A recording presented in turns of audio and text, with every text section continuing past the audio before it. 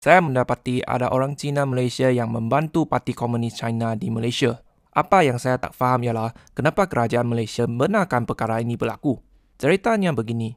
Seorang subscriber menghantar mesej kepada saya di IG dan memberitahu bahawa ada satu organisasi di Malaysia yang bernama Persatuan Promosi Penyatuan Secara Aman Satu China Malaysia. Organisasi ini tidak mempunyai nama dalam bahasa Melayu dan terjemahan ini saya buat berdasarkan makna asal dalam bahasa Cina. Bila kita dengar nama organisasi ini, bukankah kedengaran sangat komunis? Organisasi ini bukan sebuah pertubuhan berdaftar yang sah di Malaysia. Mereka bergerak atas nama Persatuan Perniagaan. Sama ada mereka berdaftar sebagai NGO atau syarikat. Apa yang lebih penting ialah, adakah kegiatan mereka ini sah di sisi undang-undang Malaysia? Kenapa mereka boleh buat kerja untuk Parti Komunis China dekat negara kita? Adakah mereka menerima dana daripada Parti Komunis China? Ramai rakyat Malaysia tak tahu kewujudan persatuan ini kerana hanya media Cina yang melaporkannya. Mungkin mereka sendiri sedar persatuan ini tak patut diketahui oleh bukan Cina. Sebab itu, media Melayu dan English tidak dijemput membuat liputan. Tapi, walaupun hanya disasarkan kepada masyarakat Cina, ramai juga orang Cina Malaysia yang membantah kewujudan organisasi ini. Contohnya, ada komen seperti, "Sejak bila Malaysia ada persatuan macam ni? Penembusan merah ni memang menakutkan. Siap ada cawangan parti sekali ke?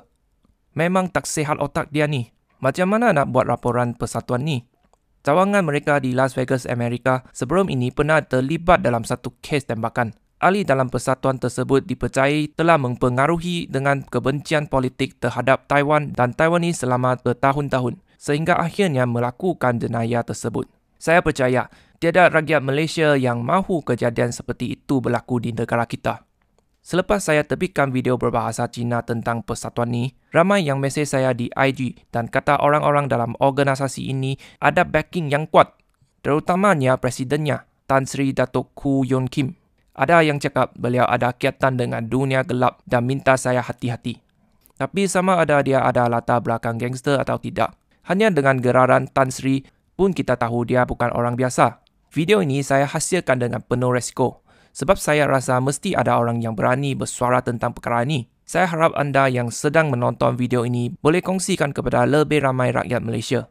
Dalam akhbar berbahasa Cina, senarai penuh ahli organisasi ini telah pun didedarkan. Saya benar-benar berharap pihak berkuasa boleh siasat persatuan ini dengan lebih mendalam. Hanya dengan alasan tidak berdaftar secara sah pun sudah cukup untuk dimulakan siasatan.